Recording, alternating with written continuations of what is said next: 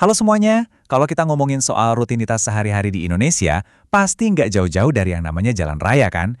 Entah Anda itu naik motor buat berangkat kerja, desak-desakan di bus kota, atau sekedar nyebrang jalan mau beli makan siang, jalanan publik yang sibuk tuh udah jadi bagian dari hidup kita. Dan mari kita jujur aja, di balik mobilitas yang serba cepat itu, selalu ada resiko yang ngintip tiap harinya. Tapi pernah kepikiran nggak sih? Di tengah hiruk-pikuk aspal dan deru mesin itu, ternyata ada sebuah jaring pengaman finansial yang diam-diam selalu nemenin Anda. Nah, coba bayangin, kalau amit-amit Anda kecelakaan, siapa yang bakal nanggung biayanya? Ini hal yang mungkin jarang banget kita pikirin sampai kejadian buruk itu benar-benar terjadi. Tagihan rumah sakit yang tiba-tiba membengkak atau yang lebih parah, hilangnya pencari nafkah utama di keluarga. Disinilah cerita tentang perisai pelindung kita ini dimulai. Hari ini kita bakal bongkar soal jaring pengaman tak kasat mata yang mungkin selama ini belum Anda pahami sepenuhnya. Tapi percayalah, ini benar-benar krusial buat hidup Anda dan keluarga. Oke, mari kita bedah satu persatu ya. Agenda kita hari ini simpel aja. Pertama, apa itu jasara harja? Terus kita bahas perlindungan angkutan umum, tabrakan kendaraan bermotor, gimana buat pejalan kaki dan jalan umum, dan terakhir, kondisi apa aja yang tidak ditanggung. Bagian 1. Apa itu jasara harja? Dengar nama jasara harja, mungkin yang langsung kebayang di kepala Anda itu instansi pemerintah yang birokratis dan kaku banget ya kan? Tapi kita perlu ubah cara pandang itu.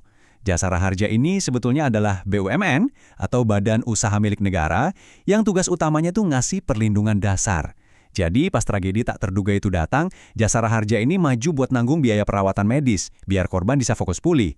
Atau ngasih santunan langsung ke ahli waris kalau korbannya meninggal dunia. Ibaratnya ini tuh bentuk nyata kehadiran negara pas masyarakatnya lagi ada di titik yang paling rentan. Bagian 2. Perlindungan angkutan umum. Mari kita lihat skenario pertama buat Anda yang suka naik transportasi umum. Bayangin gini, Anda lagi siap-siap mau pergi keluar kota. Begitu Anda melangkah naik ke dalam bus resmi, kapal feri, pesawat, atau kereta api, sadar nggak sih? Tepat di detik Anda nginjekin kaki ke dalam kendaraan itu dengan memegang tiket yang sah, perisai tak kasat mata tadi langsung aktif nyelimutin Anda. Dan asyiknya, perisai ini bakal terus menyala, ngelindungin Anda sepanjang perjalanan lintas kota atau pulau, dan baru bakal nonaktif dengan aman tepat pas Anda sampai dan turun di tujuan yang tertera di tiket Anda. Keren kan? Bagian 3. Tabrakan kendaraan bermotor. Ya, kita tahu nggak semua orang tiap hari naik angkutan umum, banyak dari kita yang bawa kendaraan sendiri setiap hari. Nah, pas kita pindah ke jalan raya biasa, kita semua tahu lah ya betapa kacaunya kalau sampai ada tabrakan beruntun atau kecelakaan yang libatin banyak kendaraan. Misalnya, mobil tabrakan sama motor dari arah berlawanan. Dalam situasi yang benar-benar kacau dan menakutkan kayak gini, hal yang paling penting untuk Anda ingat adalah perisai ini tetap ngelindungin para korban. Kalau Anda sampai terluka atau bahkan kehilangan nyawa di kecelakaan yang melibatkan pihak lain ini, jaring pengaman jasara harja udah siap nangkep dan bantu Anda beserta keluarga. Nah, yang paling menarik dari sini adalah dari mana sebenarnya semua uang santunan itu berasal. Ya kali uangnya jatuh dari langit kan? Ternyata dana ini asalnya dari Anda sendiri. Betul banget, dari iuran wajib yang rutin Anda bayar tiap tahun pas lagi ngurus pajak kendaraan di Samsat. Jadi, rutinitas administratif yang mungkin kadang kerasa ngerepotin itu secara langsung mendanai perisai pelindung Anda sendiri. Secara nggak sadar, Anda tuh udah bayar premi buat perlindungan diri Anda sendiri setiap tahunnya. Bagian 4. Pejalan kaki dan jalan umum. Perlindungan ini tuh nyatanya adil banget loh. Anda bahkan nggak harus lagi duduk di dalam atau di atas kendaraan untuk bisa dilindungin. Coba gambarin situasi ini di benak Anda. Ada orang lagi jalan kaki santai di trotoar atau di pinggir jalan. Tiba-tiba ada kendaraan bermotor yang hilang kendali dan nabrak dia. Ini tragedi yang luar biasa sedih pastinya.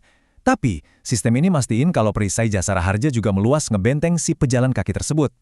Korban yang cuma lagi jalan kaki ini berhak 100% dapat santunan untuk biaya perawatannya, atau santunan buat keluarganya kalau sampai terjadi hal yang terburuk. Jadi, poin krusialnya di sini adalah di mana tepatnya kecelakaan itu terjadi. Perlindungan ini secara spesifik cuma berlaku buat jalan umum atau ruang lalu lintas yang emang dipakai buat aktivitas transportasi sehari-hari. Artinya apa? Kalau kecelakaannya terjadi di area tertutup pribadi, di sirkuit balap khusus, atau nyungsep di pekarangan rumah Anda sendiri, ya perlindungan ini nggak berlaku. Ingat ya, ini adalah perisai yang didesain khusus untuk ruang publik, tempat di mana kita berbagi jalan bareng-bareng. Bagian 5. Kondisi yang tidak ditanggung. Dan ini dengan jelas menggambarkan sebuah fakta penting. Dari tadi kan perisainya kedengeran luar biasa sakti ya, tapi sekuat apapun perisai ini, dia bisa pecah berkeping-keping. Perhatiin dia perbandingan tajam ini. Di satu sisi, kalau tabrakannya melibatkan 2 kendaraan atau lebih, Anda aman. Anda ditanggung. Tapi di sisi lain, kalau ini kecelakaan tunggal, misalnya Anda ngantuk berat, lalai, atau main HP terus nabrak pohon atau pembatas jalan sendirian tanpa ada kendaraan lain yang terlibat, perisai Anda hancur. Anda nggak akan dapat santunan sepeser pun. Kenapa? Karena itu murni dianggap sebagai kelalaian pribadi. Dan daftarnya nggak berhenti di situ aja. Mari kita lihat daftar pengecualian ini dengan cepat karena ini adalah peringatan yang super keras. Kecelakaannya karena tindakan kriminal atau disengaja, perisai hancur. Anda nekat ikutan balapan liar di jalanan, hancur. Berkendara tanpa SIM yang sah, atau yang lebih parah, kendaraannya bodong alias nggak terdaftar di Samsat, perlindungan Anda batal detik itu juga. Jadi jelas banget ya, perilaku ceroboh dan melanggar hukum itu bakal langsung menghancurkan hak perlindungan Anda sendiri. Mari kita beralih dan lihat bagaimana proses ini berjalan. Anda mungkin mikir, terus gimana caranya Jasara Harja tahu detail kecelakaannya? Jangan salah, ini bukan proses asal klaim langsung cair. Tiap kasus tuh bakal lewatin verifikasi yang ketat banget. Di langkah pertama, tragedi terjadi. Masuk langkah kedua, pihak berwenang, biasanya kepolisian, bakal turun tangan buat investigasi. Mereka mastiin nggak ada pelanggaran hukum atau pengecualian yang baru aja kita bahas tadi. Nah, barulah di langkah ketiga, kalau semuanya terbukti sah dan legal, dana santunan itu dicairkan. Ini bukti nyata kalau perisai Jasara Harja itu bukanlah cek kosong yang bisa dipakai sama pengemudi yang ugal-ugalan. Nah, ini bawa kita ke satu pertanyaan penting yang harus kita renungkan tiap kali kita nyalain mesin kendaraan. Sudahkah Anda berkendara dengan aman dan sah hari ini? Karena pada akhirnya, jaring pengaman finansial Anda, perisai pelindung yang udah susah payah Anda bayar lewat pajak, itu semuanya bergantung penuh sama kelakuan Anda sendiri di jalan. Hak perlindungan ini butuh yang namanya tanggung jawab. Jadi, jadilah pengemudi yang pintar, taati aturannya, dan pastikan perisai Anda tetap utuh untuk ngelindungin Anda dan orang-orang tersayang. Pastikan Anda selalu aman di jalan ya.